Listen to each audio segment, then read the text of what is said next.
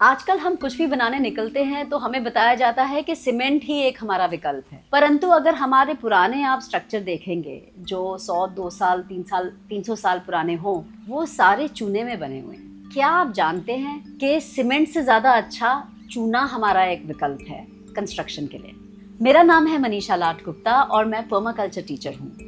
और पर्माकल्चर के अंतर्गत हम जो अपने स्ट्रक्चर बनाते हैं वो भी हम कुदरत को देखते हुए बनाते हैं और इसलिए अर्थ आर्किटेक्चर या नेचुरल बिल्डिंग्स पे हम फोकस रखते हैं। आज मैं आपको बताना चाहती हूँ कि कई बारी कंस्ट्रक्शन के लिए चूना और चूने का बनाया हुआ मोर्टर एक बढ़िया विकल्प है सीमेंट से। सीमेंट हम सबको इसलिए पसंद है क्योंकि वो रातों रात सेट हो जाता है और हमें लगता है कि बहुत ही ये मजबूत चीज है। परंतु सीमेंट में ये प्रॉब्लम है कि वो मजबूत तो हो जाता है पर उसके साथ साथ कड़क भी हो जाता है और इसीलिए सीमेंट में क्रैक आने ज़्यादा आसान होते हैं। सीमेंट में जो बनाए गए स्ट्रक्चर है उनके 40, 50, 60, 70 सालों से ज़्यादा उम्र नहीं है।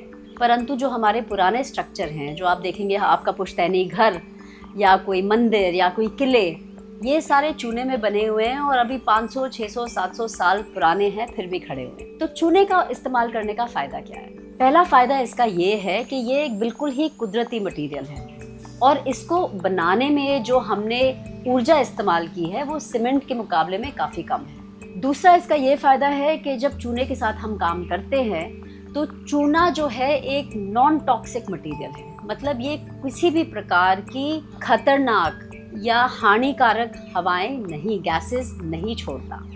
चूना जो है वो हवा में से कार्बन डाइऑक्साइड लेके सेट होता है और कैल्शियम कार्बोनेट बन जाता है जो एकदम ही कुदरती और नेचुरल और रिसाइक्लेबल मटेरियल है। तीसरा फ़ायदा इसका ये है कि बहुत स्लो सेटिंग है और इसमें थोड़ा सा लचीलापन रहता है। तो अगर स्ट्रक्चर आपका थोड़ा सा हिलता भी है तो चूना कभी क्रैक नहीं होता और चूना आप हमेशा इसको रिसाइकिल कर सकते हैं। यहाँ तक कि अगर आप इसका मलबा भी अपने खेतों में छोड़ दें तो वो मलबा भी आपके खेतों के लिए हानिकारक नहीं है। चूना जो है ये ह्यूमिडिटी या हवा की नमी को नियंत्रण करने में बहुत काम आता है। ये जो दीवारें हैं ये सांस लेती हैं, मतलब ब्रीदेबल दीवारें होती हैं, तभी बाहर की नमी और हवाएं अंदर भी आती हैं और बाहर भी चली जाती हैं। सीमेंट में जब सीलन आती है तो वो कभी भी जाती नहीं है, पर अगर चूने में सीलन आती है तो इस चूने में से सीलन चली भी जाती है। चूना एक एंटी टर्माइट भी है, मतलब ये दीमक के खिलाफ भी काम करता है।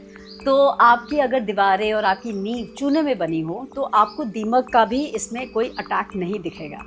ये एक इसका बहुत बड़ा फ़ायदा है। धीरे धीरे सेट होने वाली दीवारें समय के साथ और ज़्यादा से ज़्यादा मजबूत होती रहती है। अब चूने को आप कैसे इस्तेमाल कर सकते हैं? पहला तरीका है इसको आप मसाले की तरह इस्तेमाल करिए, मोर्टर की तरह, गारे की तरह। और इसको इस्तेमाल करने के लिए आप चूना और रेते को मिलाएंगे, ठीक वैसे जैसे आप सीमेंट और रेते को मिलाते हैं, और एक प्लास्टर बना के आप अपनी चुनाई कर सकते हैं। अगर आप पुरानी ईंटों का घर बना रहे हैं या नई ईंटों का भी घर बना रहे हैं तो आप चुनाई में अगर आप चूने का मोर्टर यूज़ करेंगे तो ये आपके लिए काफ़ी लाभदायक होगा। चूने के साथ आप प्लास्टर भी कर सकते हैं दीवारों पे, उसी तरह जैसे आप सीमेंट का प्लास्टर करते हैं, आप उसको रेते के साथ मिक्स करके आप दीवारों का प्लास्टर कर सकते हैं। और फिर चूने के साथ आप कई फिनिशेस भी कर सकते हैं, जैसे फर्श, काउंटर, बाथरूम की दीवारें और दीवारों पे पेंट की जगह भी आप चूना लगा सकते हैं। तो चूना इस्तेमाल करने के लिए बहुत फ़ायदे हैं हमारे। और हमारे 200 साल पहले